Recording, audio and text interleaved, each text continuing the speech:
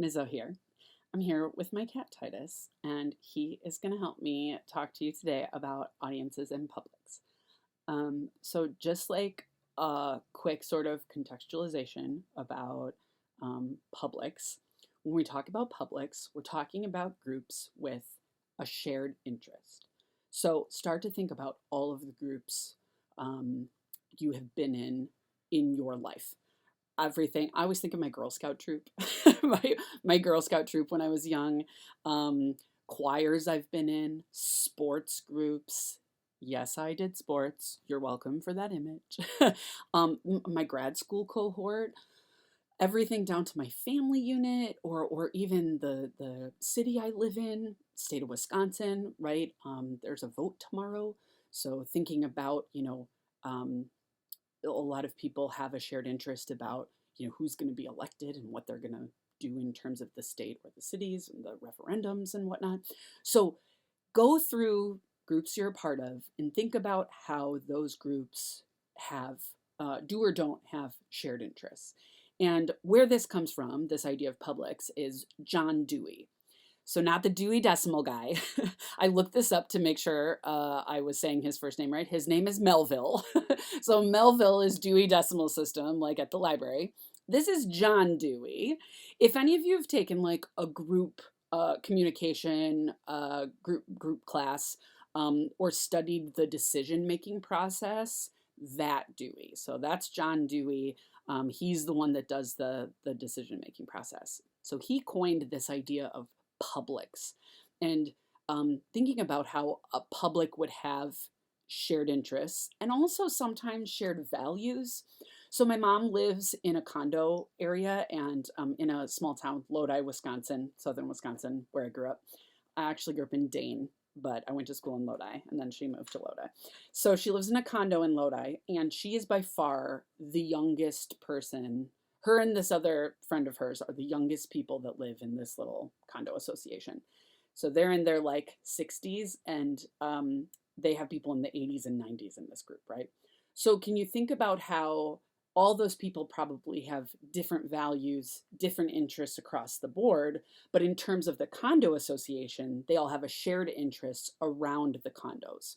Who mows the lawn and how cost effective it is, uh, they got new garage doors a few years ago, and it was all this discussion about contracting and money and fees. And my mom is the treasurer because she was an accountant for like 30 plus years. So can you picture how this? Hey, it's okay, it's okay.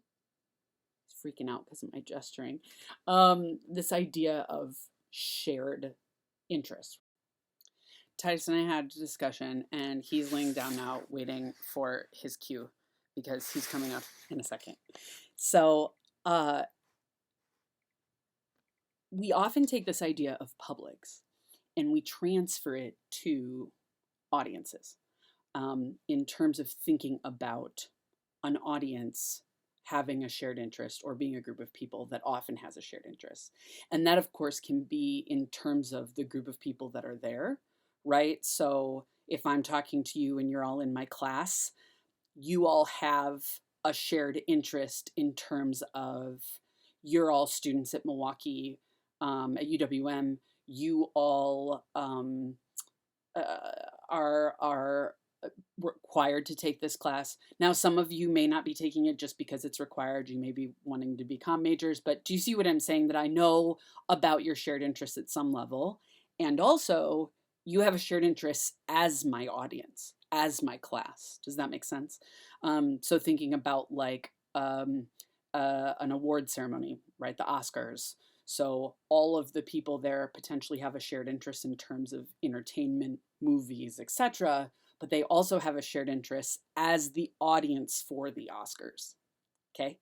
So when we think about audience, the first sort of idea to think about is the literal audience. The literal audience, okay, if I was teaching this in person, I would literally bring someone up and I would put my hands on on their shoulders and I would touch them and I'd be like this, I'd ask permission first, right? This is the literal audience, the literal person. Then I'd say their name, literal audience. Okay, so this is why my cat's here, because right now, he is part of the literal audience. He is literally here. Okay? Whoa. Literally listening. He's part of my literal audience. Okay? So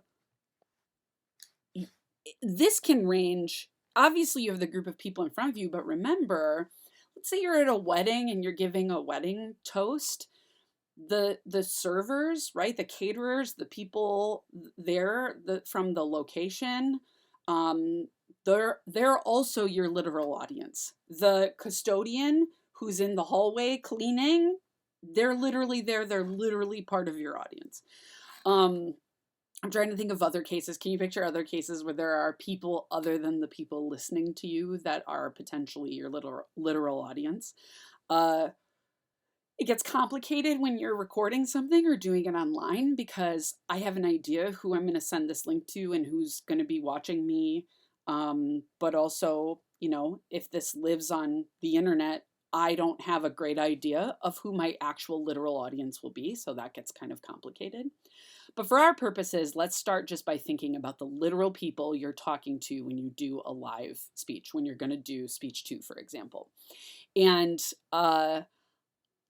you'll notice that in the book, this comes up pretty early, like chapter 3. And I just don't think people can sort of wrap their brains around this. So I don't talk about it usually until we get to speech 2, because then I think you can start to kind of layer on, okay, now I did 1 and I survived. Now I can start to think, okay, how to do this, right? So we used to, when we talked about audience analysis, we used to focus on demographics. That was the first thing you did, was like, who am I talking to? How old are they? What's their marital status? Where do they live? Gender, class, race, religion, occupation. Think like survey stuff, census stuff, right? What are the demographics? What do they do? What do they like? What are, that kind of stuff. Who are they? And those things still matter. I just want to make sure that you remember that you're not leaving this video being like, Mizzo said demographics don't matter anymore. They do. But we started to realize that there were other ways to conceptualize audiences because, first, you may not know the details of someone's demographics. Right? Like, how often do you talk to a group of people and you don't know their sexuality, for example? You don't know where they were born or their political views, right? So you don't necessarily know that kind of thing. And secondly, you could have a super diverse audience. So knowing your demographics maybe wouldn't help you because you wouldn't be able to make any choices based on that if it's super, super widespread. So that's where we then in the field developed this concept of rhetorical audience, or for your purposes, target audience. That's what the book calls it. If you go into rhetoric, you'll learn that the other name for it is rhetorical audience, but often that's been thought of as too confusing. So we talk about it in basic public speaking classes as target audience. And your target audience has to be able to do 2 things. Both of these things, okay? They have to be willing to be persuaded or informed, right? So if you're doing an informative, they have to be willing basically to hear and like process what you're saying. And in terms of persuasion, they have to be willing to be persuaded. So that family member that, no matter how long you talk to them will never change their mind on anything. If you're talking politics at Thanksgiving, you're in your target audience. They never will be because they're not willing, okay? And secondly, they have to be capable of doing the change you're asking them to do. So this is why I'm talking about my cat. My cat, while he is in your literal audience, he is not in your target audience because first of all, Titus, not going to be persuaded. Titus is named after a Roman emperor, and Titus would rather be leading legions of men than being a house cat. He doesn't like anyone besides a little bit my partner, and even then it's questionable. But my partner's his soulmate, so that's as good as we're getting. But even if Titus was willing to listen to you, even if you could persuade him, okay, he can't do the change you're asking, most likely. So let's say you were persuading us to vote, and Titus can't vote. So he is not in your target audience. Now, another thing to remember, because I think we always think of like a person who is willing to be persuaded and can do the change, right? We always think of the negatives, like people who aren't willing to be persuaded and will not do the change you're asking.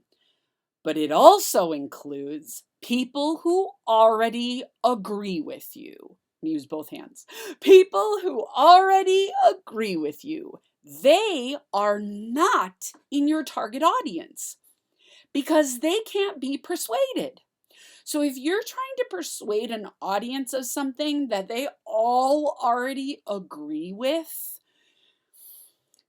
or do, right? So the example I always use is, how many of you wear your seatbelts 100% of the time? If everybody wears their seatbelt 100% of the time, then I have no persuasion. I have nowhere to go. This is not a good topic for this audience because you already all do. You can't do the change I'm asking. You can't be a target audience. I am preaching to the choir, as they say. Now, typically I get 2 or 3 people in a class that don't wear their seatbelt all the time. And what I think is amazing about persuasion is that even once a target audience is identified, speakers forget what persuasion is. And it feels like they're talking to a general audience, especially about values. So if I'm trying to persuade you to wear your seatbelt, I'm not going to say, it's so easy to wear your seatbelt. You're an idiot if you don't wear your seatbelt. Just put your seatbelt on. Or can you picture smoking or drunk driving, this sort of dismissive, like, people who smoke are bad or stupid or this or that or whatnot. I am about to reference reproductive rights, and I'm going to say the word abortion. So if that is tender at all, maybe just skip a minute. I'll wave my arms real big like this when I'm done talking. So several years ago, I had a student who gave a speech, and he got up to give his persuasive speech, and he sort of narrowed his eyes at me like, I know you, and listen with an open mind. And I was like, okay, right. He's like staring me down. And his first line, maybe second, but I'm pretty sure his first line was, abortion is murder. And then he quoted the Bible. Now, whatever you believe in terms of reproductive rights, abortion, pro-life, pro-choice, somewhere in the middle, those two are not the same thing. Those are not the same conversation, as you know if you've watched my other videos. And so this is a conversation about persuasion. And I thought about the audience, right? And there were several women in the audience. And I thought about if any of us had had an abortion, right? Or if we knew and loved someone who'd had an abortion, right? And even the men, right? Maybe their partner had had an abortion for whatever reason. Because remember, the word abortion doesn't signify why you have one. It's a surgery. And so abortions happen to people have to have abortions who want their babies. And also that is the same process that happens if you choose not to keep or have a baby, fetus, etc. So anyway, telling me, right, if me or my loved one has had an abortion, calling us murderers, not persuasive. Not persuasive, right? That is just the first way to like not benefit your audience, not to get your audience on their side, is to insult them. Okay.